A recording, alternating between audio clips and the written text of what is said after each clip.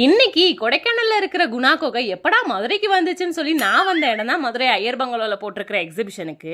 ஒரு side gorilla Damara அடிக்க, இன்னொரு சைடு ஜுராசிக் வெல்கம் பண்ண, பெர் ஹெட் 120 ரூபாய்க்கு டிக்கெட் எடுக்க, அதை ஃபாரஸ்ட் ஆஃபீஸர் கிழிச்சு கொடுக்கன்னு உள்ள என்டர் ஆயிட்டோம்.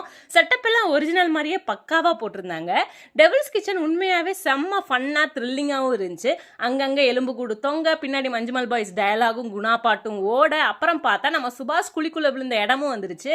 சுபாஷே அப்படின்னு சொல்லி சுபாஷையும் காப்பாத்திட்டு நகண்டா வாட்டர் ஃபால் செட்டப் போட்டிருந்தாங்க. நெக்ஸ்ட் ரியல் பேர்ட்ஸ் பறக்க, அதை பார்க்க, போட்டோ எடுக்க, அப்புறம் காட்டுக்குள்ள இருக்கிற எல்லா ஜீவராசிகளையும் ஒட்டுமொத்தமா நிறுத்தி இருந்தாங்க. இது போக நம்ம அவதார் சித்தப்பா ஃபேமிலியும் இருந்துச்சு. அவங்களையும் பார்த்துட்டு வெளியே வந்தோம்னா ஆஸ் யூஷுவல் ஷாப்பிங் பண்ற ஐட்டம்ஸ், நொறுக்கு தீனி, ஃபன் கேம்ஸ் எல்லாமே இருந்துச்சு.